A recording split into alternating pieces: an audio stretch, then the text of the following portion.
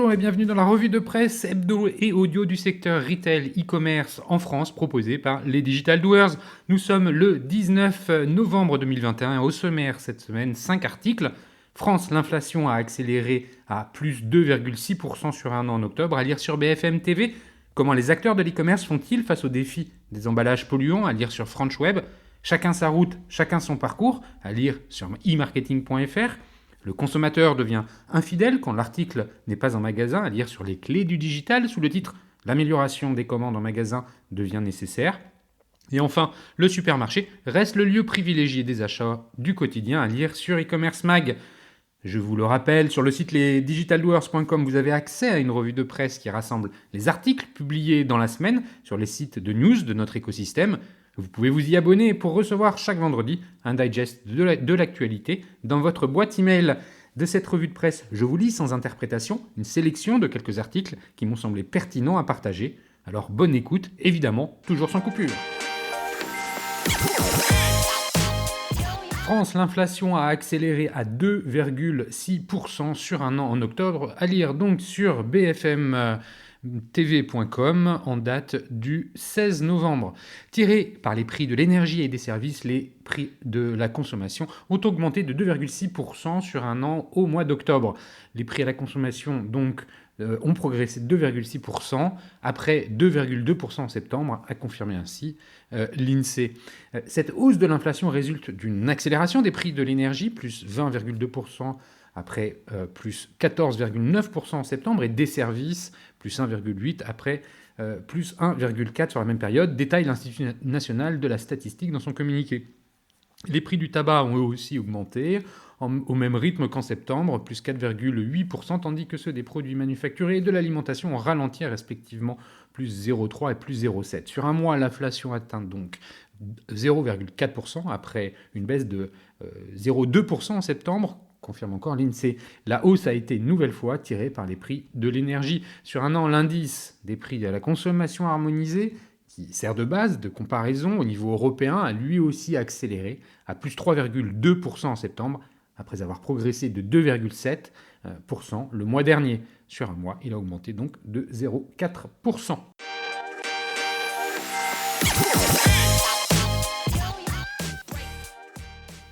Comment les acteurs de l'e-commerce font-ils face au défi des emballages polluants, à lire sur frenchweb.fr en date du 16 novembre. Ils s'empilent dans nos poubelles, débordent sur les trottoirs. Avec le boom du e-commerce, les emballages de colis constituent une pollution de plus en plus visible contre laquelle les distributeurs promettent de réagir. En 2020, 1,5 milliard de colis ont été distribués ou exportés en France, soit 12,4% de plus qu'en 2019 selon l'autorité de régulation des communications électroniques. Des postes de la distribution de la presse, l'ACERP. Cette année, leur nombre devrait encore augmenter car de nombreux Français ont pris le pli du e-commerce et le nombre de transactions en ligne continue sa progression. Pour éviter que tous les emballages ne se retrouvent à la poubelle, une première solution consiste à réduire leur taille. En France, 14 acteurs du e-commerce, parmi lesquels eBay, Vip, Fnac Darty ou Maison du Monde, ont signé en juillet une charte avec le ministère de la Transition écologique et le secrétaire d'État au numérique, dans laquelle ils s'engagent notamment à conduire des actions de réduction du volume des emballages de livraison pour au moins 75% des produits ou des colis d'ici au 31 décembre 2024. Machine de dimensionnement des produits en 3D. Pour ce faire, ils sont nombreux à utiliser des machines de dimensionnement des produits en 3D ou à modifier le mode de pliage des cartons pour minimiser les espaces de vide dans l'emballage. Certains proposent aussi au consommateur de lui livrer son produit dans son emballage d'origine sans carton supplémentaire. Autre solution pour éviter le gaspillage, le recyclage. Dans leur charte avec le gouvernement français, les 14 signataires s'engagent à n'utiliser que des emballages de livraison en matière principale recyclés, recyclables ou réutilisables. Chez Cdiscount, par exemple, tout le carton est recyclé et recyclable, même les encres sont végétales, assure Rémi Naudion, directeur transport et livraison chez C-Logistics, la filiale logistique de la marque. Showroom Privé s'est engagé pour sa part à atteindre 75% de matière recyclée dans les compositions de ses emballages d'expédition à horizon 2024.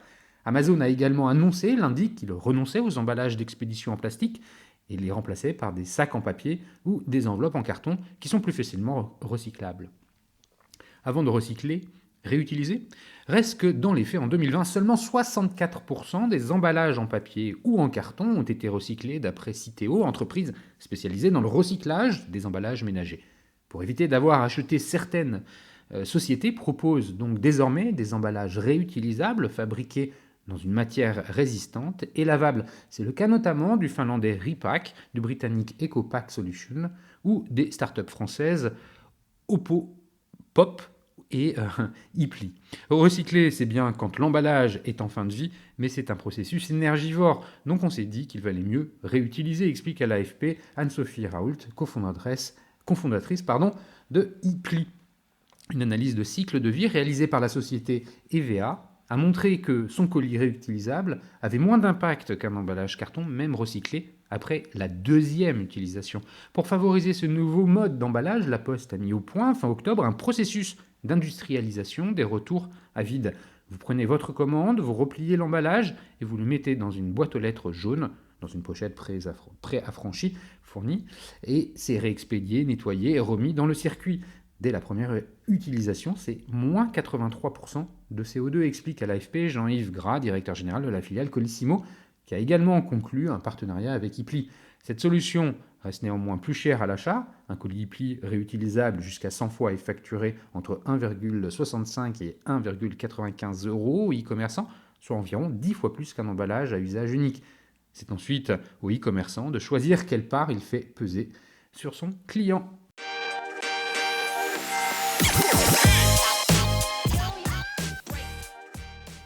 Chacun sa route, chacun son parcours client. Tribune à lire sur e-marketing.fr en date du 17 novembre.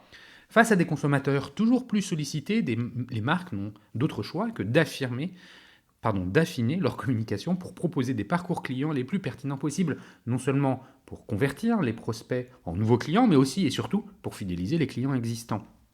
Historiquement, les entreprises ont tendance à se focaliser davantage sur l'acquisition de nouveaux clients que sur la fidélisation des clients existants. Dans les industries comme celle des télécoms ou de l'assurance, certaines lois viennent même faciliter la mobilité des clients, l'entreprise nouvellement choisie pouvant prendre en charge directement les démarches de résiliation. Mais l'époque des batailles marketing à coups d'offres nouveaux clients toucherait-elle à sa fin ? C'est selon une étude White House Office of Consumer Affairs, acquérir un client coûte en moyenne 7 fois plus cher que de fidéliser un client existant. La probabilité de vendre à un client est également plus élevée, 60 à 70%, que lorsque l'on est face à un prospect, où elle dépasse rarement les 20% selon Invesp. C'est une réalité alors que l'attention des clients est de plus en plus difficile à attirer et à retenir. Un certain nombre d'entreprises doivent revoir leur copie et concentrer leurs énergies sur l'amélioration de l'expérience client plutôt que de chercher à accroître toujours plus leur volume de nouveaux clients. Fidéliser est en outre une démarche qui va au-delà du marketing puisqu'il y a une véritable recherche de satisfaction client et donc par extension d'amélioration du service dans les pas du client. Pour s'assurer qu'un client est satisfait, il faut non seulement comprendre ce qu'il vient chercher auprès d'une marque, mais aussi suivre son parcours pour en relever toutes les éventuelles imperfections. Prenons l'exemple d'un client qui ferait ses courses alimentaires en ligne. Il va se connecter sur son espace, sélectionner ses produits, valider son panier. S'il ne confirme pas son paiement, nous sommes face à un échec puisque tout l'enjeu du parcours client réside dans la finalisation du processus qui va d'un point A à un point B. Quel que soit le contexte ou le secteur d'activité, le parcours client doit s'envisager dans sa globalité avec ses dimensions digitales et sa partie physique. Pour décortiquer un parcours client, il faut le cartographier, piloter l'expérience avec la marque, identifier où sont les échecs ou difficultés, comprendre les interactions et les changements émotionnels, remonter le fil de l'expérience. Il s'agit d'une introspection que doivent entreprendre les marques. Pour être efficace, ce travail est réalisé par un groupe d'experts qui mettent en commun leurs analyses et propositions. Petite révolution dans le domaine de l'expérience client. Il existe désormais des outils digitaux et collaboratifs qui viennent lier les actions les unes aux autres et faciliter les échanges entre les différentes parties prenantes. Inviter l'intelligence artificielle autour de la table. Cartographier le parcours client au moyen d'outils digitaux est la première étape d'un processus d'amélioration de l'expérience. Pour aller plus loin, faites confiance à l'intelligence artificielle. Cette dernière peut compiler toutes les données et potentielles disponibles et prioriser les next best actions parmi celles identifiées par les équipes expertes. Adjoindre un algorithme d'intelligence artificielle à la réflexion permet aussi d'optimiser la communication vers les clients en tant qu'individus et non plus seulement selon des groupes de personas. Plus les données sur le parcours sont précises et analysées, plus elles permettent d'adapter l'offre et la communication en fonction de chaque client et d'améliorer ainsi sa satisfaction finale. Les grandes stratégies d'entreprise sont souvent établies de façon pluriannuelle en se basant sur des indicateurs de retour sur investissement classiques. À part dans les startups où elle est centrale, l'expérience client reste une thématique encore relativement récente qui n'est pas toujours bien prise en compte. Il devient urgent de faire évoluer les approches marketing, concentrer les efforts sur les parcours et la satisfaction des clients est en effet l'un des leviers principaux de compétitivité pour les entreprises d'aujourd'hui.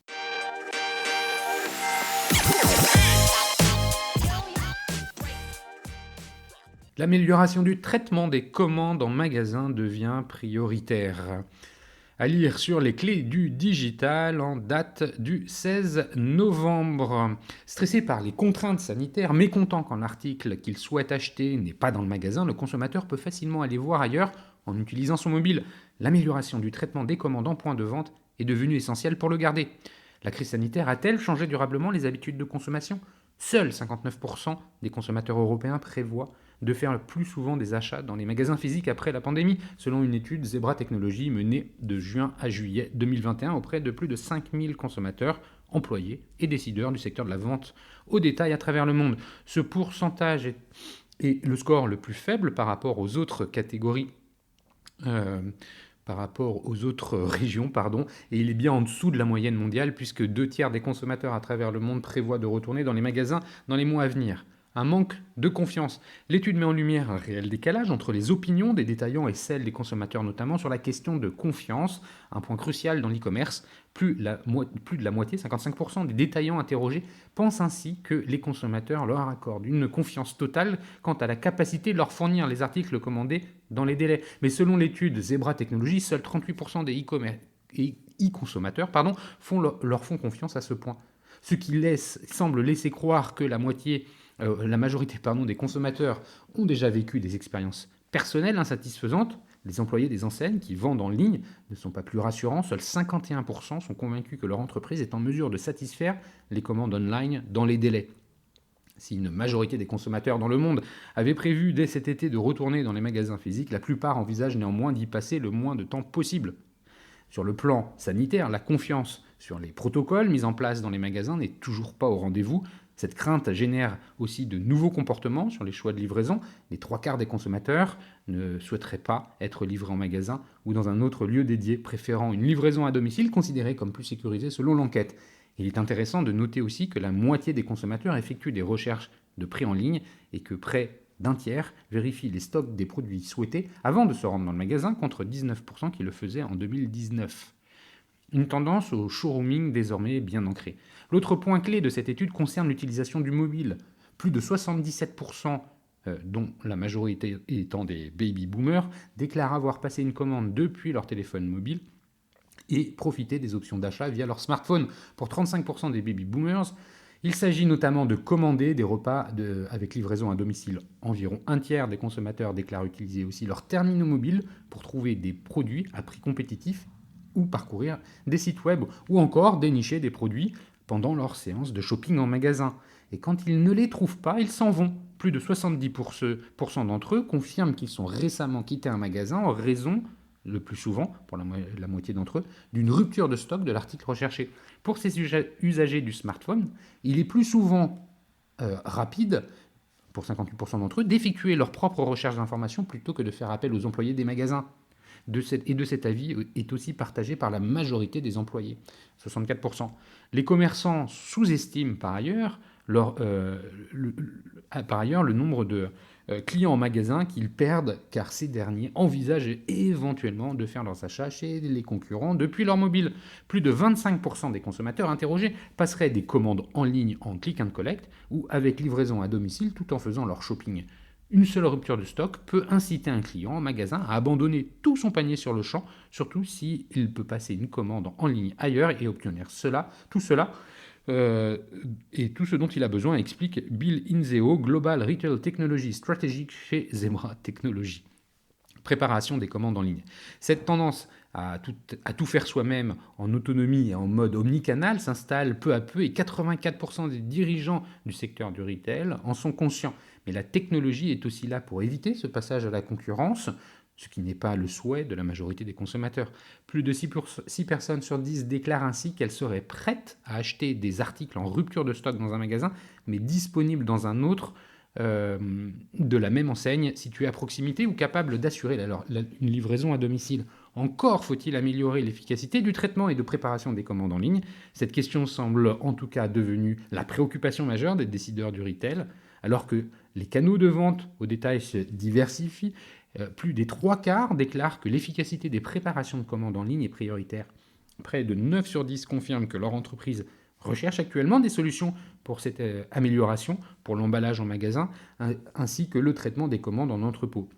Enfin, plus d'un tiers transforment également leur espace magasin en lieu de pick-up et de retour des marchandises, ce qui à terme pourrait contribuer à diminuer l'importance d'un service client central. Mais la pénurie de main-d'œuvre et l'insatisfaction des employés impactent aussi ce service. La plupart des décideurs prévoient d'ailleurs de déployer un logiciel de gestion des actifs et des tâches d'ici l'année prochaine. Pour l'ensemble, les employés seraient plutôt réceptifs à la technologie selon ce rapport. Plus de 80% d'entre eux affirment qu'ils pourraient offrir une meilleure expérience client s'ils disposaient de terminaux mobiles et de lecteurs code-barre à portée de main.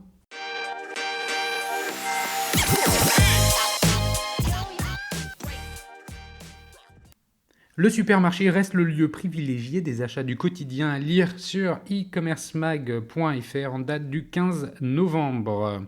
Les consommateurs ont-ils changé dans leur comportement d'achat quotidien post-Covid ? Pas tant que cela, selon la 3e édition du baromètre Shopper 2021 mené par Ipsos et InStore Media. Si le supermarché reste le repère, l'envie d'achat plus responsable s'affirme nettement. Depuis le mois de septembre, on observe un retour à la normale, identique à 2019, du taux de fréquentation dans les magasins en France, annonce en fin de prestation Romain Dublanche, DG InStore Media. Une tendance qui indique que les courses du quotidien restent une priorité pour les Français. Face au drive et aux autres livraisons à domicile qui ont explosé en 2020, les rayons des supermarchés ont encore quelques atouts dans leur manche. C'est ce que révèle, entre autres, la 3e édition du baromètre Shopper 2021. Première constatation post-Covid, faire un plein de courses en supermarché reste un rituel, un repère pour les Français. Quand il s'agit de remplir son chariot de courses du quotidien, la grande surface a toujours la cote. Flâner dans les rayons.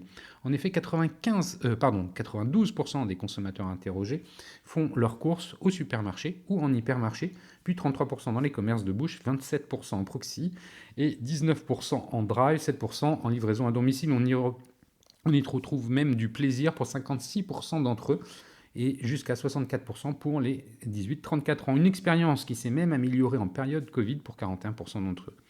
Les mesures de sécurité imposées par l'épidémie ne s'opposent pas à la convivialité, qui est un critère important dans l'expérience en magasin. Pour 2 clients sur 5, en quoi les rayons séduisent-ils ? Les enseignes sont appréciées pour l'espace de liberté, que ce soit dans le choix des produits, dans la variété des offres ou dans le fait de pouvoir voir et toucher les articles. La liste de courses et plus. Appréciant sa visite, le consommateur flâne dans les rayons et se laisse facilement happer par les promotions, les innovations ou se laisse aller à des achats impulsifs. En tout cas, la décision de s'écarter de la liste de courses se fait dans le magasin tout au long du parcours d'achat, d'où l'importance pour les marques de soigner la communication in-store, précise Fabienne Simon, directrice division marketing d'Ipsos. En effet, l'information en magasin, affiche, écran, compte pour 36% des sondés dans la décision de s'orienter vers une autre marque. Ce large choix de référence est propice aux décisions d'achat en magasin et aux achats plaisir. 87% des Français déclarent décider d'au moins une partie de leurs achats une fois en magasin. Ce chiffre est intéressant à mettre en perspective avec l'utilisation de la liste de courses. Si les shoppers sont toujours attachés à leur liste de courses, pour 79% en font une avant de leur venue en magasin, seulement 15% s'y tiennent strictement. Les motivations pour s'en écarter, profiter d'une promotion, découverte en magasin ou d'une nouvelle envie une fois sur place. Preuve que tout se décide en magasin. consommateurs plus responsables. Un autre enseignement ressort de cette étude annuelle, la crise sanitaire a modifié les attentes des consommateurs en termes de consommation responsable. Les Français sont en quête d'une consommation alimentaire plus saine. Ils recherchent d'abord les produits alimentaires sains et équilibrés, 76%, made in France, locaux ou de saison 70%, et issus de l'agriculture biologique à 55%. Désormais, les acheteurs déclarent favoriser plus la production française, acheter plus de produits non transformés et frais, plus de produits locaux et privilégier plus le fait maison. Cette recherche d'une consommation saine concerne aussi les produits d'hygiène beauté et d'entretien. Les Français veulent utiliser des produits neutres pour la santé, et neutre pour l'environnement. Si la profondeur de gamme des produits référencés dans les magasins permet aux Français de trouver facilement ces produits dans les rayons, le problème se situe dans le surcoût que cela engendre. Au moins un tiers des Français trouvent difficile de contrôler ses dépenses tout en consommant des produits sains et équilibrés issus de l'agriculture biologique ou made in France.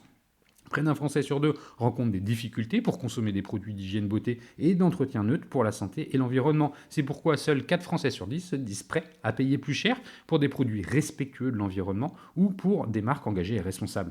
Les Français ont des attentes environnementales affirmées. Ils attendent des marques qu'elles concilient fin du mois et fin des mois, constate Romain Dublanche. Ils estiment à 68% que les grandes marques n'en font pas assez pour leur santé et pas assez pour l'environnement. Enfin, 43% font attention aux valeurs et à l'engagement sociétal des marques avant d'acheter. L'enjeu commercial est de taille pour les marques dans ces points de vente stratégiques qui restent des lieux de décision d'achat.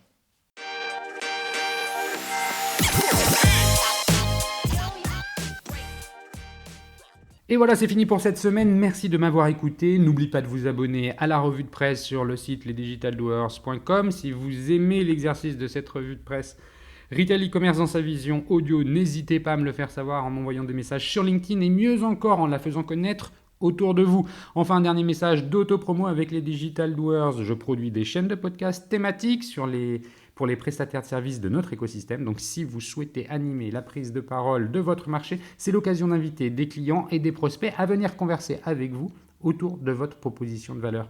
Vous êtes intéressé, alors contactez-moi. D'ici là, portez-vous bien et à la semaine prochaine.